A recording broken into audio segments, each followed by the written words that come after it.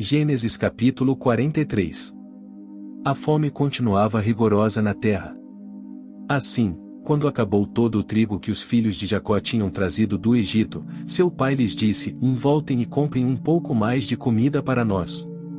Mas Judá lhe disse: o homem nos advertiu severamente, e não voltem à minha presença, a não ser que tragam o seu irmão.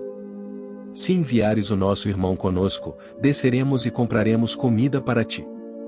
Mas se não enviares conosco, não iremos, porque foi assim que o homem falou: não voltem à minha presença, a não ser que tragam o seu irmão.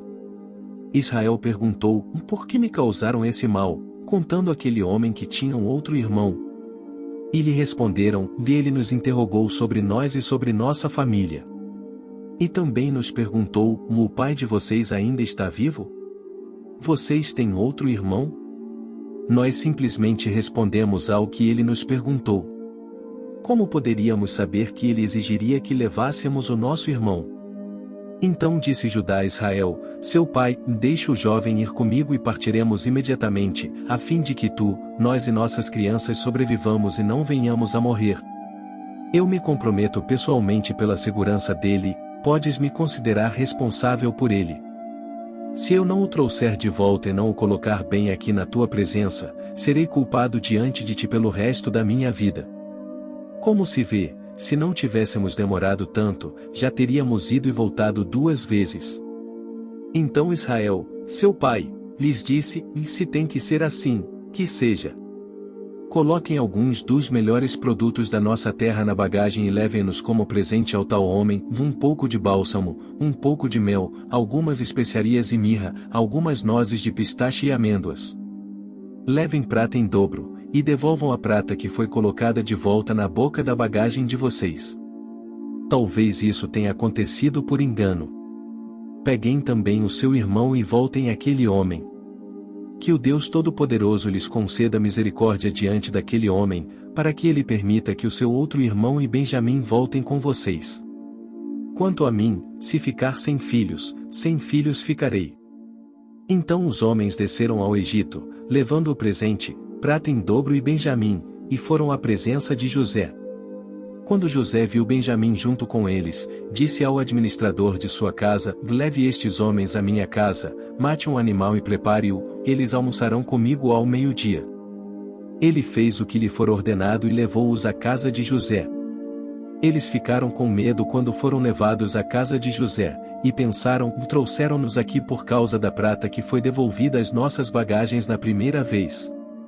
Ele quer atacar-nos, subjugar-nos, tornar-nos escravos e tomar de nós os nossos jumentos. Por isso, dirigiram-se ao administrador da casa de José e lhe disseram à entrada da casa: ouça, senhor. A primeira vez que viemos aqui foi realmente para comprar comida. Mas no lugar em que paramos para pernoitar, abrimos nossas bagagens e cada um de nós encontrou sua prata, na quantia exata. Por isso a trouxemos de volta conosco. Além de mais prata, para comprar comida.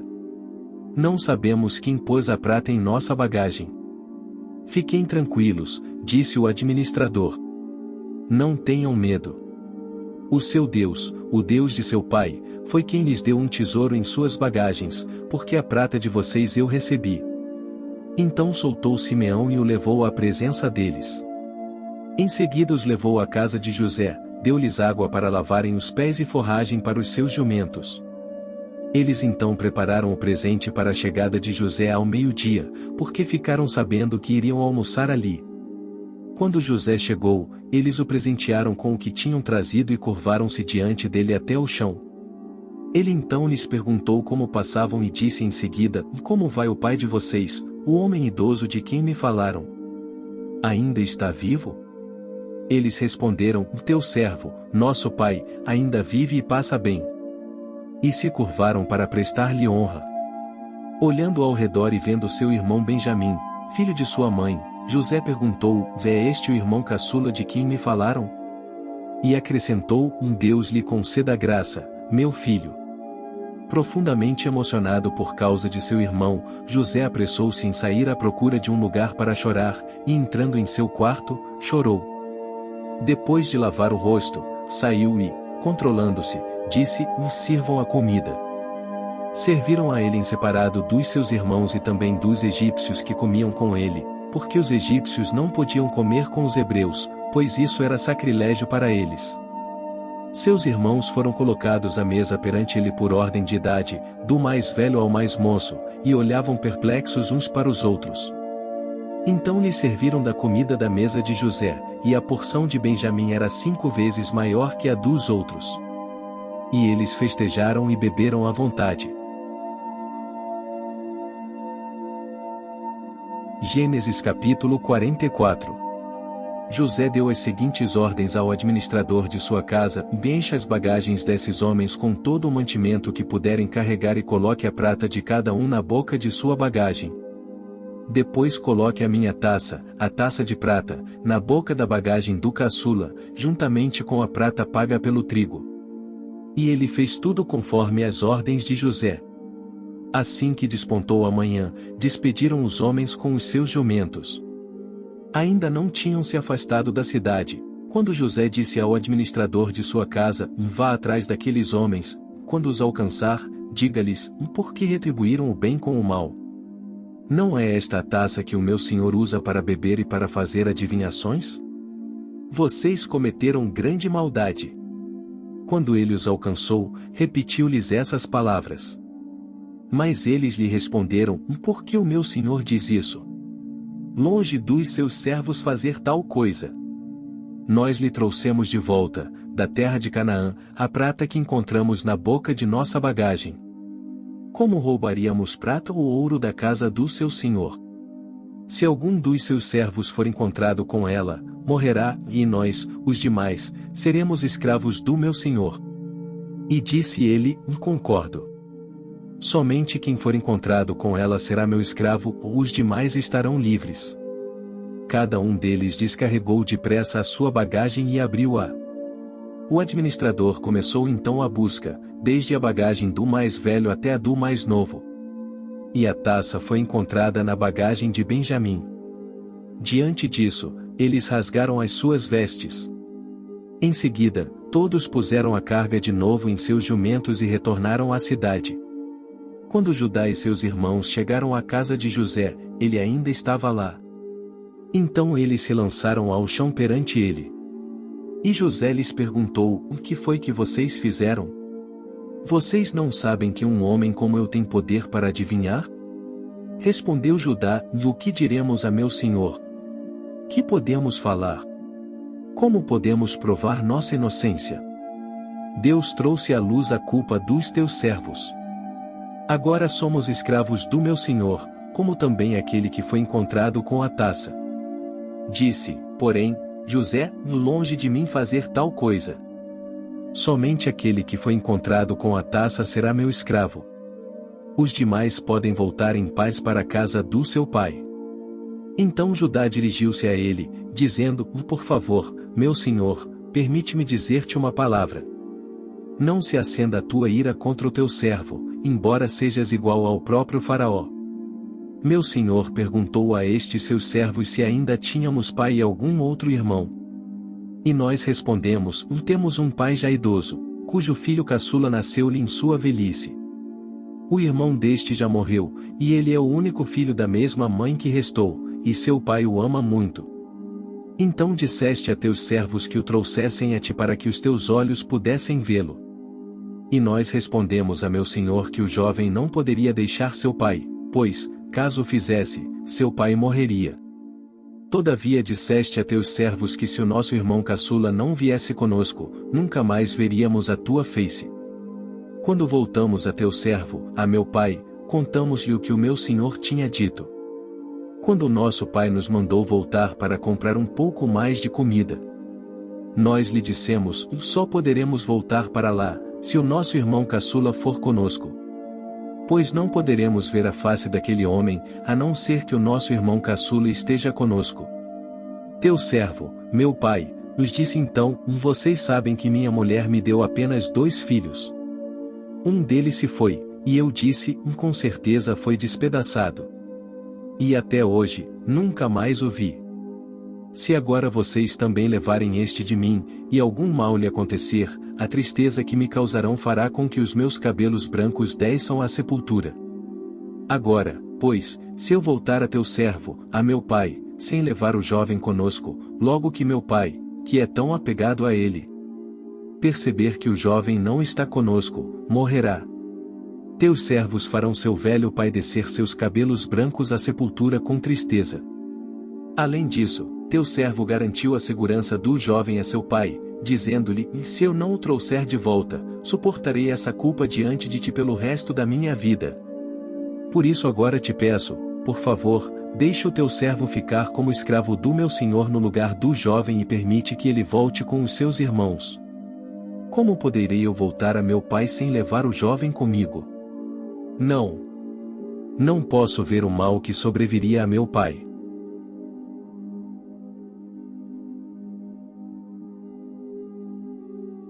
Mateus capítulo 6.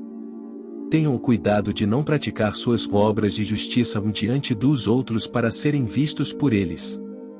Se fizerem isso, vocês não terão nenhuma recompensa do Pai Celestial.